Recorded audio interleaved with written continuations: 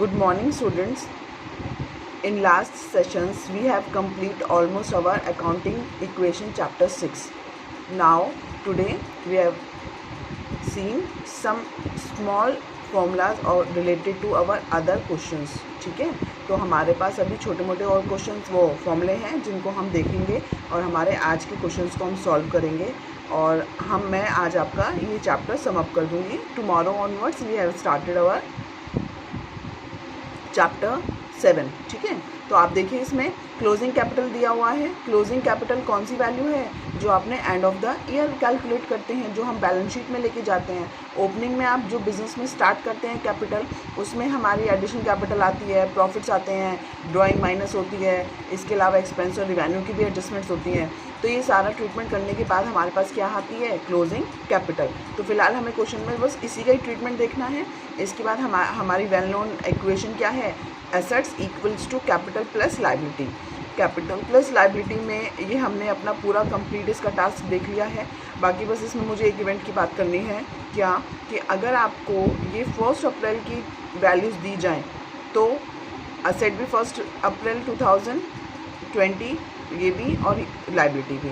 तो मान लेते हैं बाई चांस कोई एक चीज़ मिसिंग कर देंगे, लायबिलिटी मिसिंग है एंड देन असेट्स और कैपिटल है, तो आप इस साइड चेंज करके वैल्यू निकाल सकते हैं.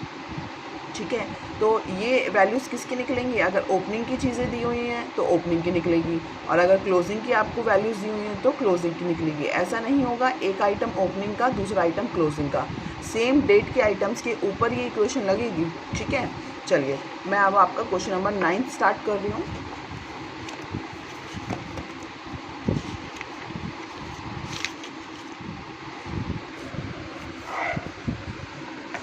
देखिए क्वेश्चन नंबर 9.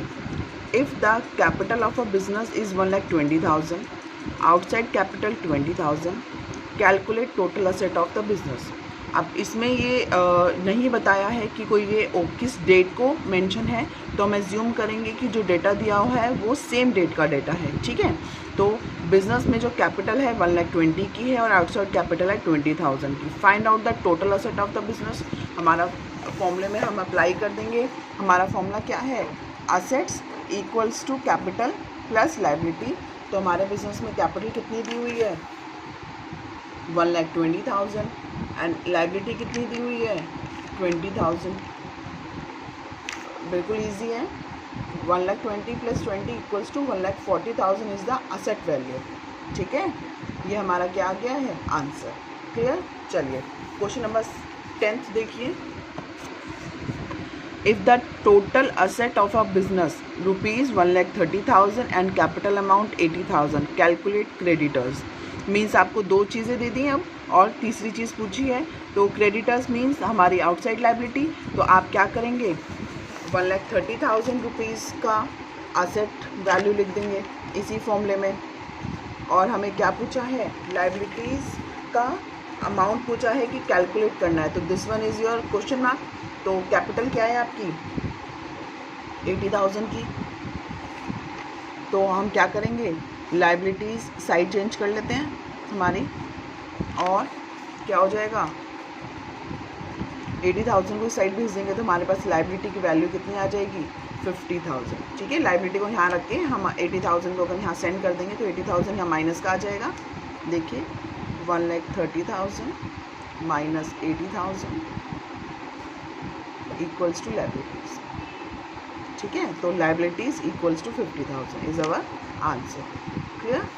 चलिए क्वेश्चन नंबर 11.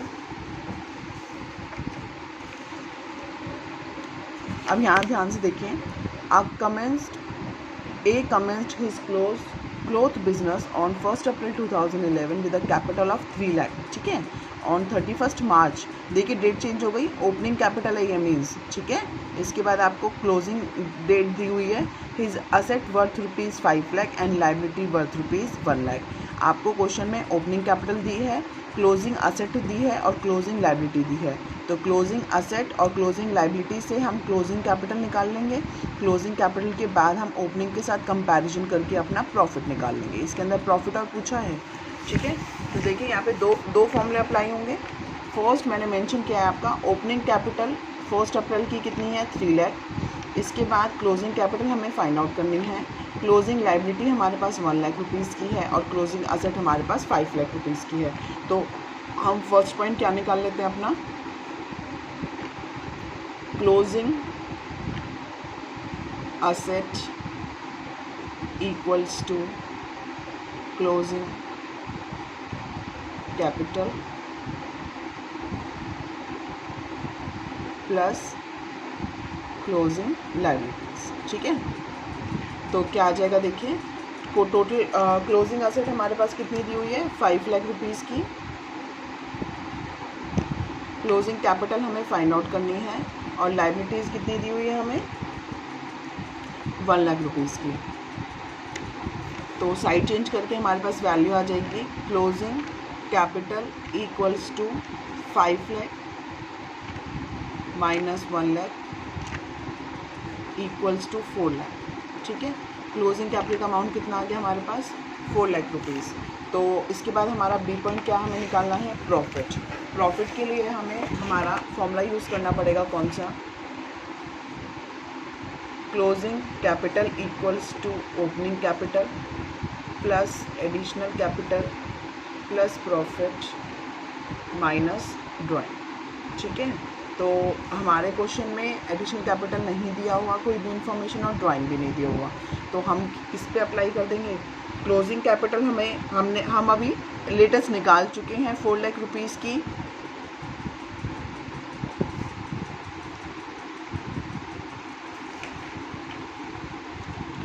और ओपनिंग कैपिटल अभी क्वेश्चन में मैंने आपको बताया था 3 लाख मेंशन है हमारे पास, additional 0।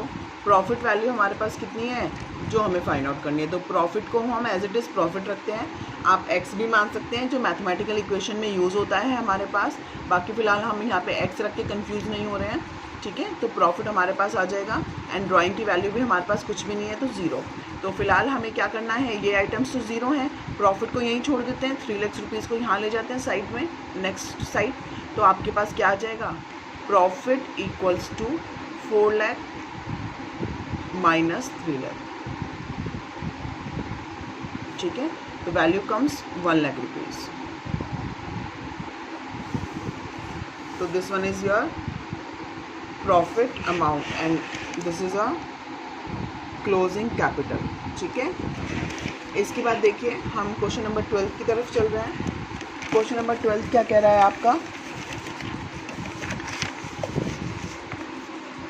Yogesh commenced business on 1st April 2011 with a capital of 5 lakh and loan amount borrowed from Citibank। देखिए क्लोजिंग ओपनिंग कैपिटल दी हुई है 5 लाख रुपीज़ की एंड आपको 1 लाख रुपीज़ का क्या दिया हुआ है इसके साथ में, borrowed capital means borrowed amount as a liability. ठीक है, तो ये लोन हो गया आपका एज आउटसाइड लाइबिलिटी। तो आपकी 5 लाख और 1 लाख को अगर हम इंक्लूड करें तो क्या बन जाएगी, टोटल असेट ना, ओपनिंग असेट आ जाएगी हमारे पास। फिलहाल बाकी हम देखते हैं हमें क्वेश्चन में क्या चाहिए। मार्च 31, 2012 को क्या दिया हुआ है, असेट्स दी हुई है 8 लाख रुपीज़ की। तो 8 लाख रुपीज़ की जो असेट दी हुई है इसमें अगर हमें लाइबिलिटी क्या कहते हैं, लाइबिलिटी हम माइनस कर दें तो क्लोजिंग कैपिटल आ जाएगी। तो हम ये मानेंगे कि हमारी लोन की वैल्यू इस क्वेश्चन में सेम रहेगी एज 1 अप्रैल 2011 एंड मार्च 31, 2012। ठीक है, मीन्स ये वाला अमाउंट सेम रहेगा। कैपिटल में कोई चेंज आया होगा तो हम क्या करेंगे, हमारी क्लोजिंग कैपिटल निकालेंगे and then profit find out करेंगे। तो उसके लिए देखिए क्या करना है, क्वेश्चन नंबर 12 में आपको ओपनिंग कैपिटल दी हुई है, ओपनिंग लाइबिलिटी दी हुई है। ठीक है, तो अभी अगर हम चाहें तो हम ओपनिंग असेट्स भी निकाल सकते हैं, बट हमारे लिए अभी इररिलेवेंट है, हमें उसकी ज़रूरत नहीं है। बट प्रॉब्लम कहाँ आ रही है कि हमें सिर्फ क्लोजिंग असेट्स दी हुई है 8 लाख। ठीक है, अब क्लोजिंग ना ही हमारे पास कैपिटल है ना लाइबिलिटी है, तो ऐसे केस में हमें एज्यूम करना पड़ेगा कि जो 1 lakh rupees borrowed from city bank है वो अमाउंट हम क्या करेंगे, एज्यूम कर लेंगे जो लोन एज इट इज़ हमने फर्स्ट ईयर में लिया था ओपनिंग में वही हमारा क्लोजिंग में होगा। तो हम लाइबिलिटी को एज्यूम कर लेंगे कि हमारी क्लोजिंग लाइबिलिटीज़ कितनी है,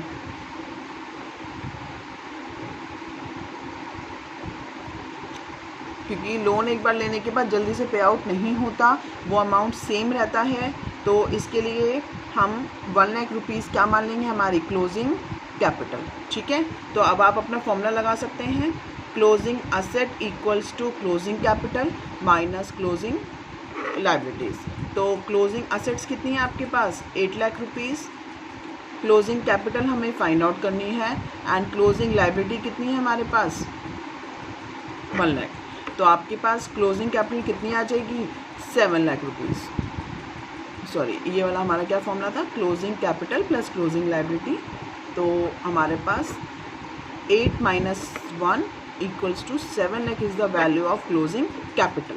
ठीक है, क्लोजिंग कैपिटल आपके फर्स्ट जो 12th का ए है मैंने अभी सॉल्व कर दिया है। 12th के बी की हम बात करते हैं।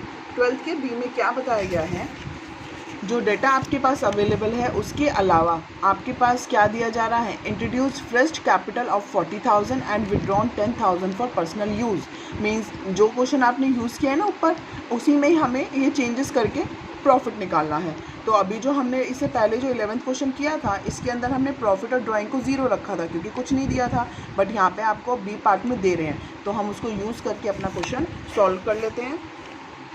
देखिए आपके पास इसमें क्या करना होगा, आपको क्लोजिंग कैपिटल, ओपनिंग कैपिटल वाला फॉर्मूला प्लस एडिशनल कैपिटल, उसके बाद प्लस प्रॉफिट्स माइनस ड्राइंग्स। ठीक है, तो आपके पास क्लोजिंग कैपिटल अभी हमने फाइंड आउट करी है, कितनी आई है 7 लाख। ओपनिंग कैपिटल कितनी थी हमारे पास, ओपनिंग कैपिटल थी 5 लाख रुपीज़, और एडिशनल कैपिटल अभी क्वेश्चन में बताई है 40,000। प्रॉफिट अमाउंट हमें कैलकुलेट करना है तो उसको एज इट इज़ रखेंगे, एंड ड्राइंग अमाउंट हमें दिया है 10,000 रुपीज़। तो इसको हम यहीं सॉल्व कर लेते हैं। 5 प्लस 40 5 लाख माइनस 10 कितना हो गया 5 लाख 30। तो 5 लाख 30 को हम 7 लाख से माइनस करेंगे तो वैल्यू आएगी हमारे पास 1 लाख 70 इक्वल्स टू प्रॉफिट। तो ये आ गया हमारा आंसर। ठीक है, तो आज आपका ये टॉपिक ऑलमोस्ट कंप्लीट होता है। जिन बच्चों के पास बुक है तो वो ये चीज़ नोटिस करेंगे कि इसके अलावा आगे के भी क्वेश्चंस हैं, क्वेश्चन नंबर 13, 14, 15, 16 ऑनवर्ड्स। तो ये क्वेश्चन सिर्फ वर्बली डिस्कशन के लिए हैं, तो इनकी खास कोई रेलिवेंसी, क्वेश्चन दिए हुए हैं रेलिवेंसी है, बट एज सच हम इनको अवॉइड भी कर सकते हैं। तो कल मैं आपका चैप्टर 7 स्टार्ट करूँगी। तो ये आपके मैंने ऑलमोस्ट क्वेश्चंस कंप्लीट करा दिए हैं। एडिशनल के क्वेश्चंस मैंने आपको होमवर्क में दिए थे, just like you have normal practical questions. तो आज मैं आपको सेम उसी से रिलेटेड और क्वेश्चंस होमवर्क में दे रही हूँ। Question number 24, 25, 26, 27 and 28। 27 and 28 is the same topic as today discussion. ठीक है, जो आज हमने डिस्कस किया है वो सेम है। 24, 25, 26 is the full accounting equations questions. तो ये आप प्रैक्टिस करेंगे। ठीक है, और इसके अलावा आपको कोई भी डाउट है, कोई किसी क्वेश्चन का आपको सॉल्यूशन चाहिए, तो आप अपने प्रिंसिपल मैम को क्या कहते हैं रिप्लाई दीजिए, उसका क्वेश्चन का क्वेरी भेज दीजिए और वो मुझे सेंड कर देंगे। ठीक है, तो मैं आपको उस पर्टिकुलर क्वेश्चन का सॉल्यूशन सेंड कर दूँगी। ओके, तो आज मेरी तरफ से ये चैप्टर फिनिश हो गया है। कल से हम स्टार्ट करते हैं अपना चैप्टर 7। Thank you.